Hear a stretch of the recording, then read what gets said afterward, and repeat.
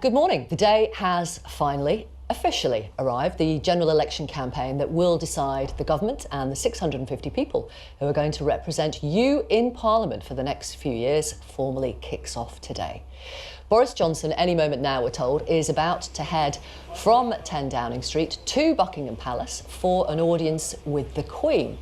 After that, he'll be on the road, starting the Conservatives' general election campaign, although you could be forgiven for thinking it's already started. The result in 5 weeks' time is down to you, and it will shape the country's future, not just in terms of how, when and whether we leave the EU, but also how our public services are run and paid for. Well, as Boris Johnson travels to see the Queen, we have two eminent people here to guide you through this morning. We've got Dr. Alice Lilly, a senior researcher at the Institute for Government. Good morning to you. Morning. And John Sargent, the BBC's former chief political correspondent from 1992 to 2000 and ITN's political editor from 2001 to 2003. Hello, welcome. Hello. So as we wait for Mr. Johnson to emerge from number 10, why does he need to go and see the Queen at all, Alice?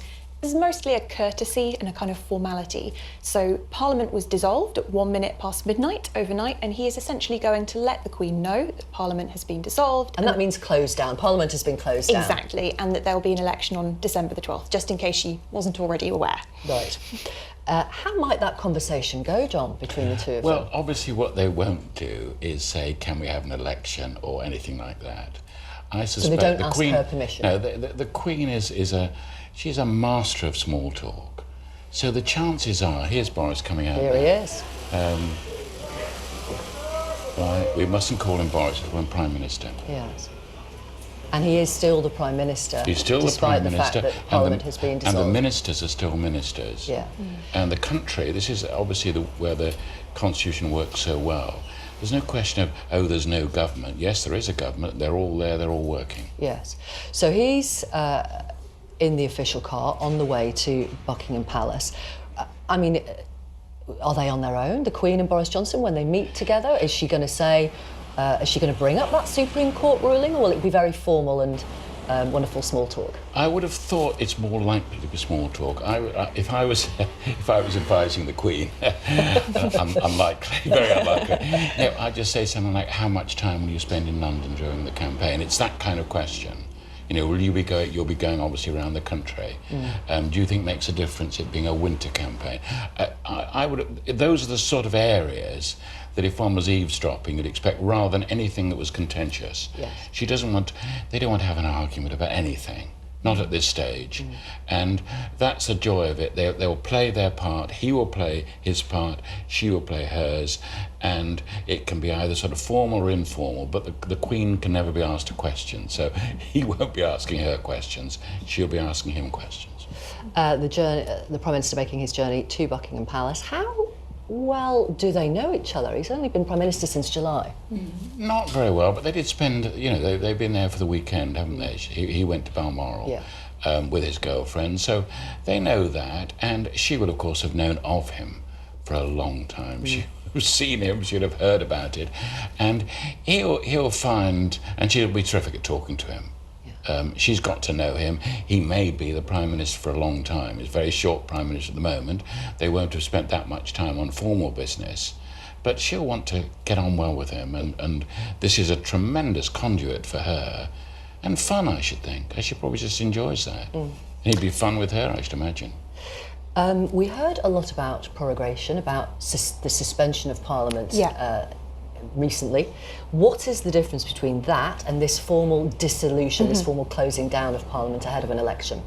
Dissolution is what happens right at the end of a Parliament. So a Parliament we usually expect to be 5 years, unless MPs agree to hold an election slightly earlier. But that Parliament is broken down into individual sessions, which you can think of a little bit like the parliamentary year. And the gap between those parliamentary sessions is what's referred to as prorogation. So that's where MPs take a bit of a break, we come back, we start a new session, and we have a Queen's speech like we did a few weeks ago. A dissolution instead is what happens at the end of those sessions, so at the end of the Parliament. And there are some quite significant practical differences. The main one is that when Parliament is dissolved, MPs are no longer MPs. They are candidates. All 650 seats in the House of Commons are declared vacant.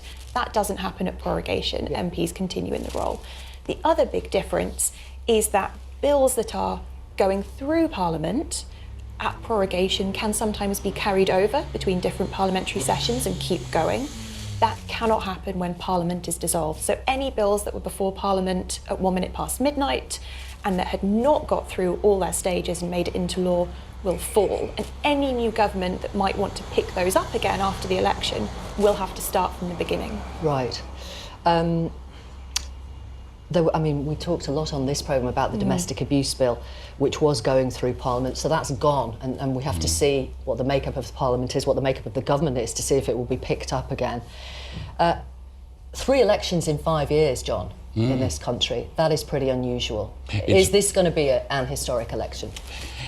Every election is historic, every election is significant, every election matters, but it's the result, of course, that is what people then look back on.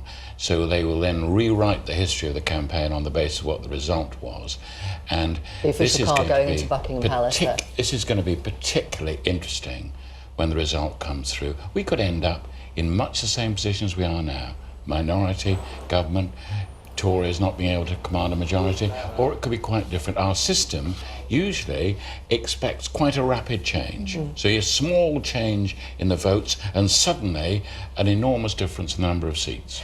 Mr Johnson just about to get out of his official car before his audience with the Queen, which is Alice Lilly from the Institute for Government has been explaining, is a courtesy call, really, because the days when a Prime Minister would officially ask for permission from the Queen to hold an election have gone. 3 elections in 5 years, that's despite us having the Fixed Term Parliaments Act, which was supposed to do away with this. It's supposed to do away with it, exactly. But of course, it's the issue of Brexit that split the parties. All the parties are split on it, makes it extremely difficult and now impossible, really, for the government to govern. And once you're into that position, what else can you do? You've got to call on the people and say, we'll put the arguments in front of you, the people must decide. If only the people could be guaranteed to decide, but not necessarily. And that's what makes it so complicated, impossible to predict, but also so interesting. Yeah. Thank you very much, both of you. Really appreciate your expertise and your guidance this morning. John Sargent and Dr. Alice Lilly from the Institute for Government.